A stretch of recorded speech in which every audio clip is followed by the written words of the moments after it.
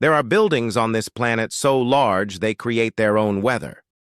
There are tunnels being drilled through mountains that won't open until your children are adults. And there is one project, currently under construction right now, that will permanently change how 1 billion people live, eat, and move. And most people have never heard of it. What you're about to see isn't science fiction. These are real structures, real budgets, and real consequences. And by the end of this, you'll understand why these projects exist, what they actually cost in human terms, and why they reveal something uncomfortable about the world we think we already know. But first, consider this.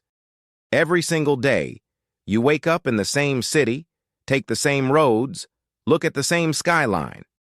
That skyline was built by someone with an audacious idea. And somewhere right now, a new skyline is being built that will make yours look like a sketch. Let's start in Saudi Arabia. In the middle of the desert, a country is building a city that runs in a straight line, 100 miles long, 500 meters wide, 300 meters tall. No cars, no streets, no traffic. The entire structure is enclosed behind mirrored walls that will be visible from space. They call it the line. It is designed to house 9 million people inside a single building that stretches across the desert like a scar on the earth. The estimated cost is $1 trillion. That number is not a typo. Here is what makes this strange. The line isn't just an architectural flex. It's a direct response to something urban planners have been quietly panicking about for decades. By 2050, 70% of the world's population will live in cities. Most of those cities were not designed for that. The roads will fail. The water systems will fail. The air will get worse. The line is a bet that the only way forward is to throw out every assumption about what a city is supposed to be. Whether it gets built or not, it has already forced a question nobody wanted to ask. What if the city you live in is simply obsolete? Now move to China. Because while the world was watching Europe and America, China was doing something that has no historical comparison. In the last 20 years, China built more infrastructure than the United States built in the entire 20th century. High-speed rail lines connecting cities that used to be days apart. Bridges over open ocean. Entire cities built before the people arrived to fill them. One of those projects is the Hong Kong-Zhuhai-Macau Bridge. It crosses 55 kilometers of open sea. It took 9 years to build. It is the longest sea-crossing bridge and tunnel system ever constructed. The engineering required to build it in one of the world's busiest shipping lanes in typhoon-prone waters while maintaining marine ecology protections is the kind of problem that makes engineers lose sleep for a decade. And here is the thing that stops most people cold when they hear it. The bridge was built so fast that the original project timeline actually had to be revised because the construction was ahead of schedule. In a project of that scale, that is almost unheard of. Keep that in mind as we go somewhere else entirely. East Africa. Ethiopia. The Grand Ethiopian Renaissance Dam. This is the largest hydroelectric dam in Africa, currently nearing full operational capacity on the Blue Nile. It will eventually generate over 5,000 megawatts of electricity for a country where millions of people have never had reliable power.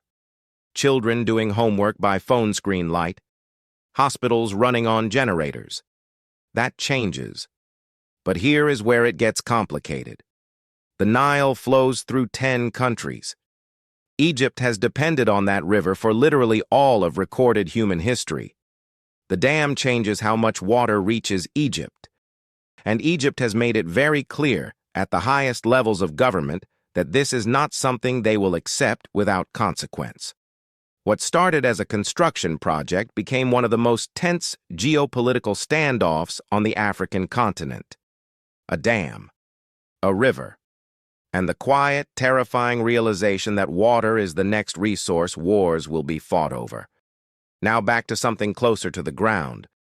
the Crossrail project in London, known now as the Elizabeth Line. 42 kilometers of new tunnels bored beneath one of the oldest, most complex cities on Earth, beneath the foundations of buildings that have stood for centuries, beneath tube lines, sewers, gas mains, and the buried rivers that London paved over and forgot. The project took 15 years and nearly £20 billion. It opened in 2022 and immediately became one of the busiest rail lines in Europe. Why does this matter to you? Because underneath the city you live in, there are probably systems failing right now that no one wants to pay to fix. Crossrail is the rare example of a city that decided to invest in its own future even when it was painful, expensive, and wildly unpopular for most of the time it was being built. The people who complained about the disruption are now using the line every day.